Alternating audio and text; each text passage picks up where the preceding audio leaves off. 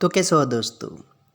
आज हम फिर एक वीडियो लेके आए हैं आपके लिए कि आप एग्ज़ाम में कैसे तैयारी करेंगे। ठीक है, तो तैयारियों के 3 पड़ाव यहाँ पे बताए गए हैं, 3 लेवल बताए गए हैं। परीक्षा से पहले, परीक्षा के दौरान और परीक्षा के बाद में किन किन बातों का ध्यान रखना है आपको, इसके बारे में आज चर्चा करेंगे। बहुत ही ईजी वे में बताया गया है यहाँ पे। तो चलिए, परीक्षा से पूर्व मतलब परीक्षा शुरू हो रही है, उससे पहले आप किन किन बातों का ध्यान रखेंगे। बहुत ईजी है। पहला टॉपिक है समय सारणी बनाकर सहज सरल मन से व्यापक तैयारी करें। मतलब एकदम आसानी से आपको एक टाइम टेबल बना लेना है। टाइम टेबल बना करके अपने मन से उसको आसानी से समझ लेना है और पूरा जो टाइम टेबल है, पूरा जो आपका विषय है, उसमें जो भी चीज़ें आने वाली हैं syllabus wise, time table wise, और जो भी टॉपिक आपको इम्पोर्टेंस बता दिए गए हैं, वो उस हिसाब से आप तैयार कर लीजिए। ध्यान देना बहुत ज़रूरी है दोस्तों, ठीक है ना। चलिए, अगला टॉपिक है पाठाधारित अभ्यास प्रश्नों के अतिरिक्त अन्य परीक्षा उपयोगी प्रश्न तैयार कर अभ्यास करें।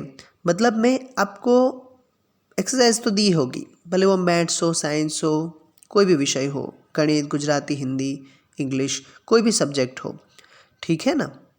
तो उसमें आपको स्वाध्याय का मीन्स एक्सरसाइज का कोई भी क्वेश्चन तो आपको पढ़ना ही पढ़ना है, पर खाली यही पढ़ेंगे तो पूरा पास नहीं होंगे, आपके मार्क्स कम हो सकते हैं।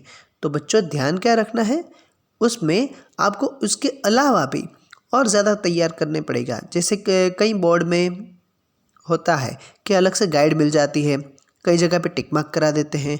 नहीं तो आप एटलीस्ट जो आपकी टेक्स्ट बुक है उसमें से आप टिक मार्क कर लीजिए 1 मार्क्स का, जो भी पॉइंट हो, टॉपिक हो, जो fill in the blanks, true और फॉल्स, मैच द फॉलोइंग, जो भी है अलग अलग चीज़ों में आ ही जाएगा।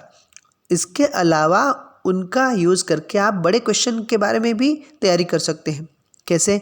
आप अलग से एक क्वेश्चन बैंक बना सकते हैं। अपना क्वेश्चन बैंक बना करके अलग से क्वेश्चन लिख करके सोचिए इसमें क्या क्या आंसर आ सकता है। हो सकता है टॉपिक लिखिए, हो सकता है ओरल तैयार कर लीजिए, बट आप करिए ज़रूर, क्योंकि सिर्फ और सिर्फ एक्सरसाइज का क्वेश्चन आपको पास नहीं करा सकता बच्चों, आपको एक्स्ट्रा तैयारी करनी ही होगी, ठीक है ना। तो आप, आई होप आप ये टॉपिक समझ गए होंगे, ठीक है ना। चलिए बच्चों, आगे बढ़ते हैं। तीसरा टॉपिक है परीक्षा को मस्तिष्क पर हावी ना होने दें। परीक्षा अध्ययन प्रक्रिया का एक अंग मात्र ही है। सच्ची बात है दोस्तों कि परीक्षा कोई जीवन की कोई परीक्षा नहीं है।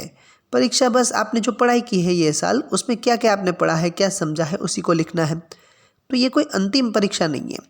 मान लेते हैं कि आप अभी 5th स्टैंडर्ड में हैं, तो आप nursery, senior, junior, first, second, third, fourth, जितने भी साल आप पढ़ के आए हैं उसमें आपने, नहीं तो ये 7 सालों में आपने हर साल 3 एग्ज़ाम दी होगी। तो आप पहले से 21 एग्ज़ाम्स देकर गए हैं, 21 या फिर 20 एग्ज़ाम देकर आए हैं। तो फिर इतनी ज़्यादा एग्ज़ाम देने के बाद आपको चिंता किस बात की है? आप उनमें पास हो गए तो इसमें भी हो जाएंगे, ठीक है ना। तो आप जैसे जैसे 7, 8, 9, 10 आगे बढ़ते जाते हैं, कॉलेज तक बढ़ते जाते हैं, तो आप इतनी ज़्यादा एग्ज़ाम देकर के हैं तो आपको डरने की बिल्कुल ज़रूरत नहीं है, क्योंकि आपके पास इतनी ज़्यादा एग्ज़ाम देने का एक्सपीरियंस है। और जिसके पास एक्सपीरियंस है उसको किस बात का डर, ठीक है ना। तो कभी भी बच्चों डरना नहीं है, उसको अपने आप पर हावी नहीं होने देना है। शांति से तैयारी करके जाइए और एग्ज़ाम देने जाइए, ठीक है। चिंता मत कीजिए और आराम से अपना पेपर लिखिए, क्योंकि ये एग्ज़ाम भी नॉर्मल एग्ज़ाम जैसी एग्ज़ाम ही हो, भले वो जूनियर्स की हो, फर्स्ट, सेकंड, थर्ड, फिफ्थ की हो, या फिर 10th या 12th बोर्ड की हो। एग्ज़ाम होती है, उसकी प्रिपरेशन करिए और उसको देने जाइए, ठीक है ना। चौथा पॉइंट है लेखन का अभ्यास करें ताकि गति, वर्तनी और अभ्यास में सुधार हो सके। इसका क्या मतलब हुआ दोस्तों कि हमें राइटिंग प्रैक्टिस करनी है। क्यों? क्योंकि जितनी भी राइटिंग प्रैक्टिस करेंगे हम, तो उतनी हमारी स्पीड अच्छे से आएगी। क्योंकि आप जानते हैं एग्ज़ाम में टाइम बहुत इंपॉर्टेंट रखता है। आपका मानो कि 3 घंटे का पेपर है, उसमें